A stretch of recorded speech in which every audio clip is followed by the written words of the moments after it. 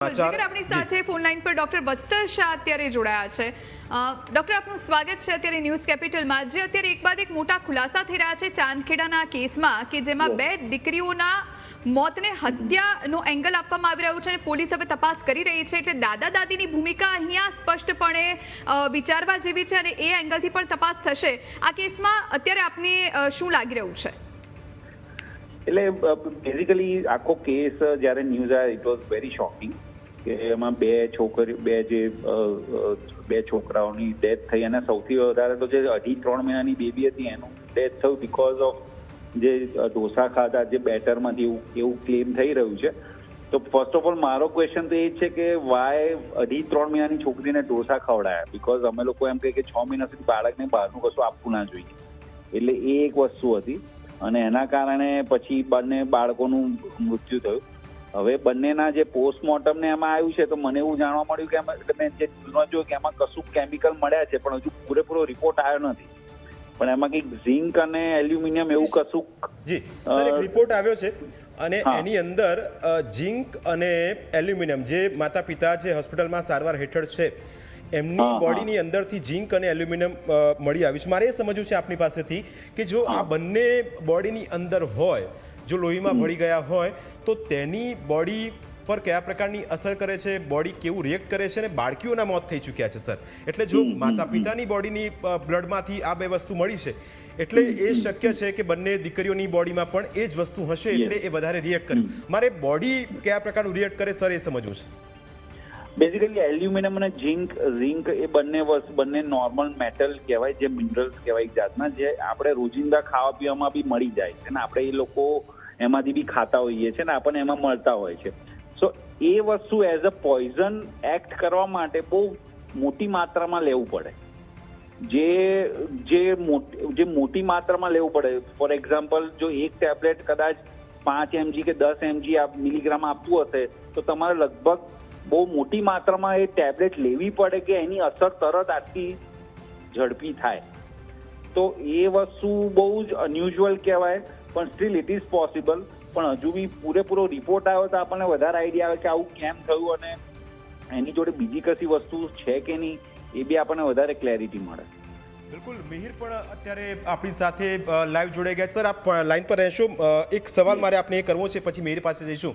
Sir આ કિસ્સાની અંદર આવા કેસીસ જ્યારે આપની પાસે આવતા હોય અથવા તો ફૂડ પોઈઝનિંગના કેસ આવતા હોય, મોટાભાગે એવું થતું હોય કે ભાઈ જાડા ઉલટી થઈ જાય અને કેસ સોલ્વ થઈ જાય અને 2-3 દિવસમાં દર્દી સારું થઈ જાય। પણ જ્યારે સર કોઈ ખટાશવાળી વસ્તુ જે ખીરુંનું કારણ આગળ ધરવામાં આવ્યું અથવા તો એ ખીરું કદાચ 4-5 દિવસનું હોઈ શકે અથવા તો પછી આવા કોઈ ખોરાક લેવાથી શું ગંભીર સ્થિતિ આ રીતની થઈ શકે કે બાળક મરી જ જાય? આમાં વસ્તુ એ છે કે ફૂડ પોઈઝનિંગ અથવા જે સામાન્ય ભાષામાં ફૂડ પોઈઝનિંગ કહેવાય પણ એમાં મેઇન ચીનો શું હોય છે કે એમાં વોમિટિંગ, ડાયરિયા અને ફીવર એ બધા એના મેઇન ચીનો હોય છે। હવે વોમિટિંગ અને ડાયરિયા બહુ કોમન વસ્તુ છે મોટામાં પણ ને બાળકોમાં, પણ હવે બાળકોની ઉંમર પ્રમાણે એ વસ્તુ બહુ મેટર કરે છે।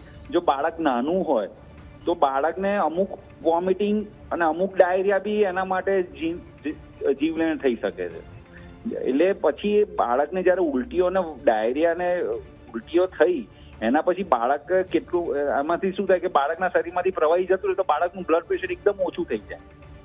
એટલે બાળકને જે ઇમ્પોર્ટન્ટ ઓર્ગન્સ છે એમને બ્લડ સપ્લાય ના મળે એટલે પછી એની ઇફેક્ટ આવે અને અલ્ટિમેટલી પછી બાળકને ક્રિટિકલ સિચ્યુએશનમાં મુકાય અને જો બાળકને તાત્કાલિક ટ્રીટમેન્ટ ના મળે તો પછી એ સિચ્યુએશન ક્રિટિકલ થતી જ જાય। સર એક પ્રશ્ન એ આવ્યો હતો આખા કેસની અંદર કે બાળક જે 3 મહિનાની દીકરી હતી એણે એ દિવસે ફીડિંગ કર્યું અથવા તો એ માતાએ ફીડિંગ કરાવ્યું કારણ કે મોટી દીકરી એ તો મમ્મી સાથે મીઠું નાખીને જે ઢોસા બનાવ્યો હતો એ ખાધો હતો। હવે દીકરી જો ફીડિંગ કરે કોઈ માતાનું તો શક્યતા રહેલી છે કે એ અસર એ દીકરી સુધી થઈ શકે અથવા તો દીકરીનું એ જ કારણે મોત હોઈ શકે?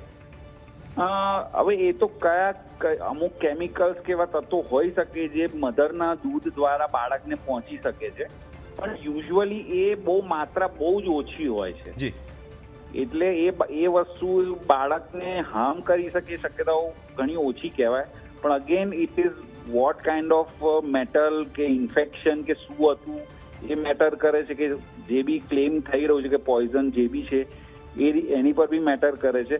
પણ ઓન અ જનરલ ટર્મ બાળક મમ્મીના ધાવણથી બાળકને નુકસાન આટલી હદ સુધી થવાનું બહુ જ અનયુઝ્યુઅલ છે અને બહુ રેર છે, એટલા માટે. સર, આ જો ઝીંક અને એલ્યુમિનિયમ એ બોડી પાર્ટ્સના એટલે કે બ્લડમાંથી મળી આવ્યા છે, તો એવું કઈ વસ્તુ એ દીકરીના પેટમાં ગઈ હોય અથવા તો એના કારણે મોત થયું હોઈ શકે, એવું શક્યતા ખરી? યસ, એટલે એ જ એક પોસિબિલિટી બચે છે કે બાળકે કન્ઝ્યુમ કર્યું, જેના કારણે બાળકને એકદમ એને રિએક્શન આવ્યું અને એના કારણે એના સિમ્ટમ્સ આવ્યા, ઉલટી, ડાયરિયા, અને જે ઝડપથી એકદમ જ કેસ એકદમ ક્રિટિકલ થઈ ગયો અને પછી બાળકનું મૃત્યુ થયું, તો ડેફિનેટલી